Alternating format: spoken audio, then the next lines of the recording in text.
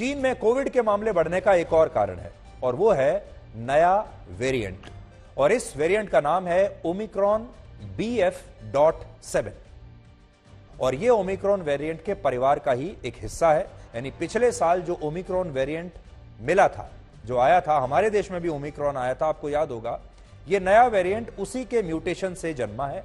और बड़ी बात यह है कि ये पुराने वेरिएंट से कहीं ज्यादा खतरनाक है और कहीं ज्यादा तेजी से फैलता है। पुराने वेरिएंट को ओमिक्रॉन BA.5 कहते हैं और अगर कोई व्यक्ति इससे संक्रमित होता है तो वो औसतन 5 और लोगों को इससे इन्फेक्ट करने की क्षमता रखता है। 5 लोगों को और ज्यादा इन्फेक्शन वो आगे बढ़ाता है। जबकि अगर कोई व्यक्ति इस नए वेरिएंट से संक्रमित होता है तो वो औसतन 10 से 18 लोगों को संक्रमित कर सकता है। यानी इस वेरिएंट की मदद से कोविड ज्यादा से ज्यादा लोगों तक पहुंचेगा और चीन में अभी ऐसा ही हो रहा है। वैज्ञानिकों का कहना है कि चीन में इस वेरिएंट की वजह से कोविड का डबलिंग रेट महीनों या दिन से घटकर अब कुछ घंटे हो सकता है। डबलिंग रेट का मतलब यह है कि इस वेरिएंट की वजह से कोविड के मरीज महीनों में नहीं बल्कि कुछ ही घंटों में दुगने हो सकते हैं। कुछ ही घंटों में संख्या दुगनी हो जाएगी। जैसे मान लीजिए चीन में आज कोविड के 1 लाख मरीज हैं तो कुछ ही घंटों में यह संख्या 2 लाख हो जाएगी, क्योंकि यह नया वेरिएंट कहीं ज्यादा संक्रामक है। इस वेरिएंट का पहला मामला चीन में ही मिला था और बड़ी बात यह है, जो आपके लिए चिंता में डालने वाली बात है, यह वेरिएंट भारत में भी पहुंच चुका है और हमारे देश में दिवाली के आसपास यानी 14 अक्टूबर को इस वेरिएंट का पहला मरीज मिला था और अब भारत के अलावा यही variant America, Britain, Belgium, Germany, France और डेनमार्क जैसे देशों में फैल चुका है, क्योंकि इन तमाम देशों में इस वेरिएंट के मरीज मिले हैं। इस वेरिएंट की सबसे खतरनाक बात यह है कि यह शरीर में वैक्सीन से बनी इम्यूनिटी पर जबरदस्त प्रहार करता है और बुजुर्गों के साथ साथ युवाओं के लिए भी यह कहीं ज्यादा खतरनाक है। इसीलिए हम आपसे यह कह रहे हैं कि इस खबर को यह मत सोचिएगा कि यह चीन में हो रहा है तो हमारा क्या लेना देना। चीन में यह आज हो रहा है, हो सकता है कल बाकी की दुनिया में भी यह वेरिएंट ऐसा ही उत्पात मचाए, इसलिए हमें सावधान रहने की आवश्यकता है। अब आप यह देखिए कि इस वेरिएंट से बचने के लिए चीन के लोग क्या कर रहे हैं। चीन में इस समय लोग अपनी इम्यूनिटी मजबूत करने के लिए हर तरीका अपना रहे हैं। दवाइयां ले रहे हैं, दवाइयों की कमी हो गई है तो बहुत सारे लोगों ने घरेलू नुस्खों को अपनाना शुरू कर दिया है और वहां के घरेलू नुस्खों के मुताबिक नींबू की मांग वहां अचानक से बहुत बढ़ गई है। नींबू को एक एनर्जी बूस्टर माना जाता है, जैसा कि आप भी जानते हैं, और इसे खाने से शरीर की इम्यूनिटी बढ़ती है, जिसकी वजह से चीन के लोग आजकल नींबू की जमाखोरी कर रहे हैं। चीन में पहले 1 किलो नींबू 40 से 50 रुपए में मिलता था, लेकिन आजकल वहां 1 किलो नींबू की कीमत 150 रुपए के पार चली गई है। बड़ी बात यह है कि चीन की सब्जी मंडियों से नींबू अब गायब हो चुके हैं, क्योंकि लोगों ने खरीद कर अपने घरों में जमा कर लिए। नींबू के अलावा वहां डिब्बा बंद पीले आड़ू भी लोग खरीद रहे हैं, जो इम्यूनिटी मजबूत करने के लिए खाए जाते हैं। यानी जैसे हमारे देश के लोग कोविड की पहली और दूसरी लहर के समय इम्यूनिटी मजबूत करने के लिए काढ़ा पी रहे थे या नींबू और दूसरी चीजें खा रहे थे, घरेलू नुस्खे आजमा रहे थे, आयुर्वेदिक दवाइयां खा रहे थे, च्यवनप्राश खा रहे थे, ठीक उसी तरह से अब चीन के लोग भी कोविड से बचने के लिए अपनी इम्यूनिटी को मजबूत बना रहे हैं, अलग अलग चीजें खाकर। जिन भी चीजों की वहां पर मान्यताएं हैं उन्हें वो आजमा रहे हैं।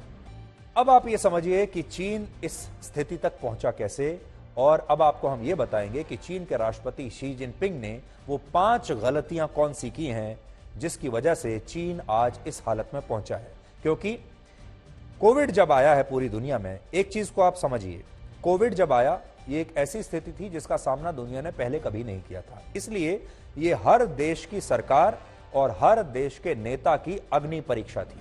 किसी के पास कोई फॉर्मूला नहीं था।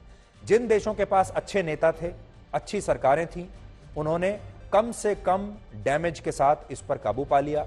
जिन देशों में अच्छी सरकारें नहीं थीं, नेताओं ने गलतियां की, वहां के लोगों ने ज्यादा भुगता। अब देखिए शी जिनपिंग की पहली गलती, शी जिनपिंग ने संक्रमण को रोकने के लिए अपना सारा जोर जीरो कोविड पॉलिसी पर लगा दिया, लेकिन उनकी यह पॉलिसी बुरी तरह से फेल हो गई। अब तक वो पूरी दुनिया को यह बताते रहे कि उनकी जीरो कोविड पॉलिसी दुनिया में सबसे अच्छी है। आपको याद होगा अभी कम्युनिस्ट पार्टी का जब अधिवेशन हुआ था उस अधिवेशन में इस जीरो कोविड पॉलिसी को उन्होंने अपनी सबसे बड़ी उपलब्धि बताया था।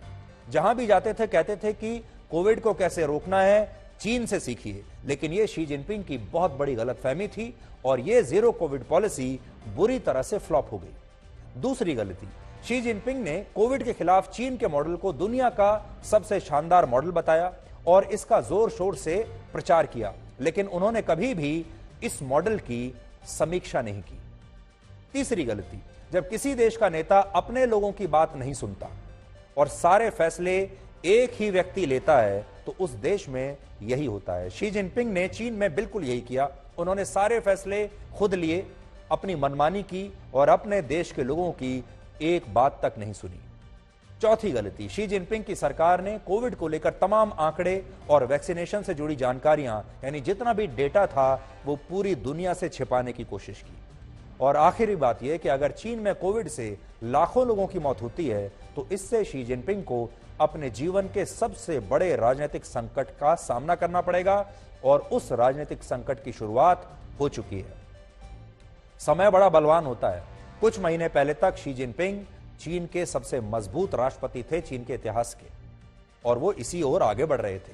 जब तक उनकी कम्युनिस्ट पार्टी का अधिवेशन हुआ था तब तक भी उनकी स्थिति काफी मजबूत थी, लेकिन उसके बाद से उनके खिलाफ चीन में विद्रोह हो रहा है।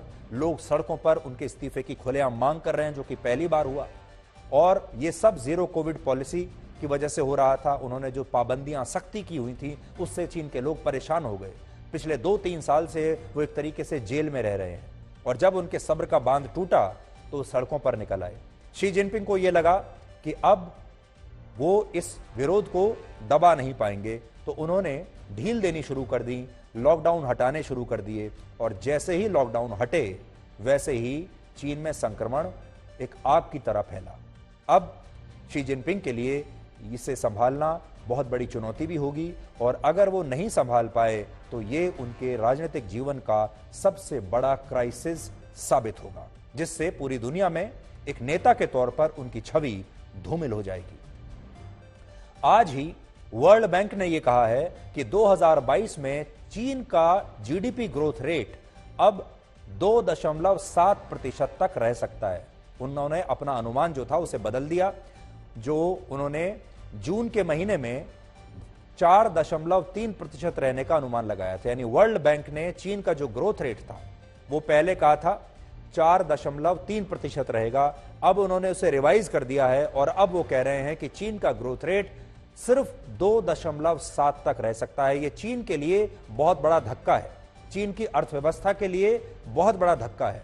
दुनिया में चीन अपने आप को एक बहुत ही सफल इकोनॉमिक मॉडल मानता है, और चीन की जो पूरी राजनीति है वो वहां की अर्थव्यवस्था पर टिकी हुई है। चीन अपने देश के लोगों के सारे जो अधिकार है वो इसी नाम पर लेता है कि उन्हें बिजली, पानी, रोटी, कपड़ा और मकान मिलता रहेगा, स्वास्थ्य सेवाएं मिलती रहेंगी, शिक्षा मिलती रहेगी, उन्हें इंफ्रास्ट्रक्चर मिलता रहेगा, लेकिन उनके बुनियादी अधिकार नहीं मिलेंगे।